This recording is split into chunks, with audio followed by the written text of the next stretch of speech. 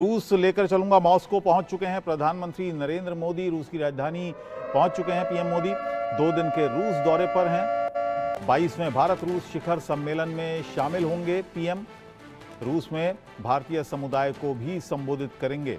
इसके अलावा कई मुद्दों पर चर्चा होने की उम्मीद है। प्रधानमंत्री रूस पहुंच चुके हैं। मॉस्को में प्लेन उनका लैंड कर चुका है। अब थोड़ी देर बाद ही प्रधानमंत्री बाहर आ जाएंगे। और मेरे सहयोगी शहबाज वक्त न्यूज़ रूम से मेरे साथ लाइव जुड़ गए हैं। किन किन मुद्दों पर बात होगी ज़रा बात कर लें। शहबाज, कितना महत्व है इस शिखर सम्मेलन का और भारत रूस रिश्तों का? भारत रूस में जो बातचीत होनी है पीएम मोदी और पुतिन के बीच, किन किन मुद्दों पर होनी है? देखिए, अभी जिस तरह हम देख पा रहे हैं कि 10 साल में यह मुल्क में छठा कुछ दौरा है। इस दौरान ये कहा जा रहा है कि इस पूरी दुनिया की नजर बनी हुई है। एक तरफ हम देख रहे हैं कि नेटो सम्मेलन हो रहा है और दूसरी तरफ ये जो मुलाकात हो रही है ये काफी अपने बहुत शहबाज, जरा तस्वीरें मैं बता दूं दर्शकों को। प्रधानमंत्री नरेंद्र मोदी रूस पहुंच चुके हैं, अब बाहर आ चुके हैं प्लेन से। गार्ड ऑफ ऑनर यहां पर दिया जा रहा है और बहुत सारे अधिकारी रूस के पहुंचे हैं प्रधानमंत्री को रिसीव करने। यहाँ पर प्रधानमंत्री यहाँ पर भारतीय समुदाय जो रूस में रहता है उसको भी संबोधित करने का कार्यक्रम है। 22वें शिखर सम्मेलन में पहुंचे हैं। जी शहबाज, क्या महत्व है इस दौरे का? देखिए, अभी अगर हम बात करें तो रूस के साथ में जो रिश्ते रहे हैं वो काफी पुराने रहे हैं। चाहे अगर हम पिछली सरकार की बात करें और चाहे इस सरकार की बात करें, मोदी 3.0 की बात अगर हम करें तो ये पहली द्विपक्षीय वार्ता है। तो खास तौर पर अगर हम डिफेंस की बात करें, क्योंकि जिस तरीके से दुनिया जो है इस वक्त 2 धड़ों में बटी हुई है। एक तरफ हमने देखा है कि जब से रशिया और यूक्रेन के बीच युद्ध छिड़ा था उसके बाद से ही जो है दुनिया 2 हिस्सों में बटी हुई है, 2 धड़ों में बटी हुई है। और इसलिए कोशिश ये की जा रही है कि कौन किसके साथ है ये पता चल जाएगा। एक तरफ नेटो सम्मेलन हो रहा है और दूसरी तरफ अगर हम देखें तो यहाँ पर इन दोनों की मुलाकात हो रही है। तो इसीलिए पूरी दुनिया की नजर इनके ऊपर है। खासतौर पर अगर हम बात करें तो अमेरिका जो है इसके ऊपर पूरी तरह से नजर गड़ाए हुए हैं कि वो ये देखना चाह रहा है कि आखिर इन दोनों के बीच जो डील होगी उसका अमेरिका पर क्या असर पड़ेगा। और इसके अलावा पाकिस्तान और चाइना की बात की जाए तो पाकिस्तान और चाइना की भी इसके ऊपर नजर है। सीधे तौर पर हम बात करें तो इसमें कहा जा रहा है कि जो एक डिफेंस डील की बात की जा रही है तो उसमें एक 203 है। इसके अलावा मैंगो शेल्स जो है वो शामिल बताया जा रहे हैं। और जो 5th जनरेशन का फाइटर जेट है उसमें SU-57 है। ये भी एक तरीके से जो है करार हो सकता है। और खासतौर पर ये कहा जा रहा है कि जो 5th जनरेशन का जो ये एक तरीके से SU-57 होगा वो आने वाले वक्त के लिए जो डिफेंस के हिसाब से काफी महत्वपूर्ण साबित हो सकता है।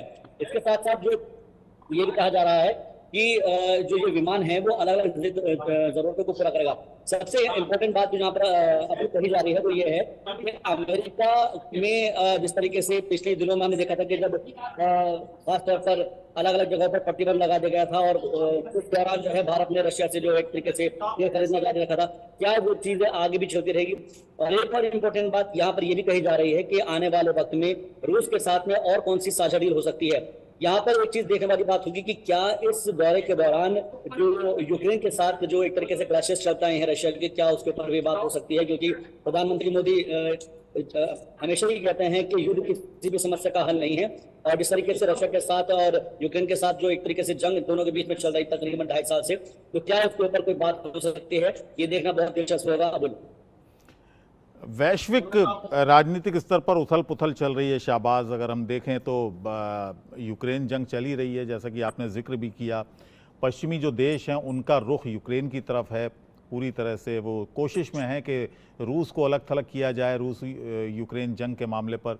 इसके अलावा पुतिन, शी जिनपिंग और उत्तर कोरिया के शासक किम जोंग उन, उनकी जो एक गठजोड़ बन रहा है वो सबके सामने है।